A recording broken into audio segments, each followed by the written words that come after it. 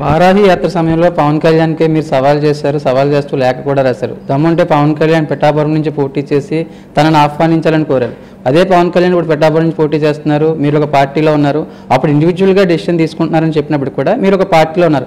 ఆ పార్టీని మీరు ఎందుకు కన్విన్స్ చేసి పిఠాపురం నుంచి పోటీ చేయలేకపోతున్నారు? నేను కన్విన్స్ చేసే ఉద్దేశం నాకు లేదు. ఎంచేతంటే అండి, ఏ డిమాండ్ పెట్టకూడదు, వారు గౌరవప్రదంగా ఆహ్వానించారు నన్ను, మళ్ళీ వారు తలపొట్టు తేగకూడదు, సీట్లన్నీ పంపిణీ అయిపోయాయి అనే ఉద్దేశంతో నేను అడగలేదు సార్.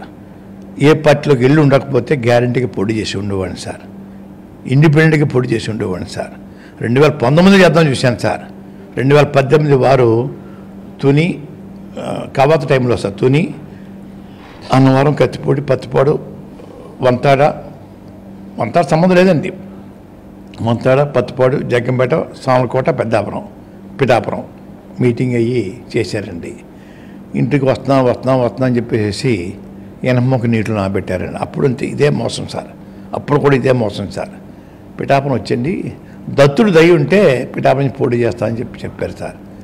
దత్తుడు గుడికి వెళ్ళి ఎప్పుడన్నా దండం పెట్టిన సందర్భం కానీ దత్తుడు ఫేస్ ఎలా ఉంటుందో కూడా తెలియదండి. దత్తుడు దయ ఉంటే నేను పోటీ చేస్తాను సార్.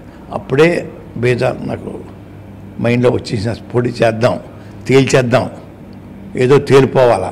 సినిమా వాళ్ళు గౌరవిస్తారా, రాజకీయంలో నిత్యం సేవలు అందించే వాళ్ళు గౌరవిస్తారా, తేల్చుకుందాం అనుకున్నాను సార్. ఇప్పుడు కూడా రెడీ అయ్యాను సార్. అనుకోని పరిస్థితుల్లో జగన్మోహన్ రెడ్డి గారు ఆహ్వానం మేరకు నా ఆలోచన విరమించుకున్నాను సార్. ముద్రగడ పద్మనాభం పిఠాపురం నుంచి పోటీ చేస్తే ఖచ్చితంగా ఓడిపోతారు, అందుకే ఆయన పక్కన పెట్టారనే కామెంట్స్ కూడా వినిపిస్తున్నాయి. ఎవరు పక్కన పెట్టి ఎవరు పక్కన పెట్టలేదు సార్. ఆల్రెడీ వైసీపీ సీట్లు అనౌన్స్ చేసేసింది సార్. అనౌన్స్ చేసేసింది అని వెళ్ళాను సార్. నేను ఒక సీటు కానీ మా కుటుంబానికి కానీ వేరే వాళ్ళకి కానీ నేను చెప్పే పరిస్థితి లేదండి.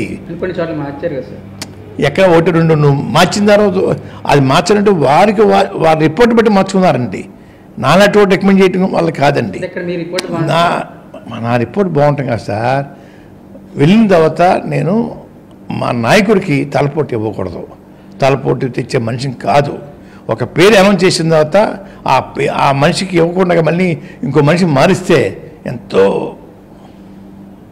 ఎన్నో కష్టాలు ఉంటాయి సార్, చాలా బాధలు ఉంటాయి సార్. అన్నీ ఫేస్ చేసే పరిస్థితి వారికి కలెక్ట్ చేయకూడదు అనే ఆలోచనతో ఉన్నాను తప్ప, అయ్యా నేను బెదిరిపోయి కాదు, ఇంకోటి కాదండి. నేను ఇంటర్ఫీర్ అవ్వను సార్. ఏది చాలామంది అడిగారు నన్ను, నా సీటు నేను ఏ కండిషన్ లేకుండా వెళ్తున్నానమ్మా, ఏ కోరిక లేకుండా వెళ్తున్నాను, ఏ డిమాండ్ లేదు నాకు. నేను ఇప్పుడు మధ్యలో దూరి మీకు సీట్లు చెప్తే మొత్తం డిస్టర్బ్ అయిపోద్ది, వారు తలపోటు తెస్తున్నారనే మాట నాకు నా మీద రాకూడదు అని చెప్పి నేను ఆలోచించాను.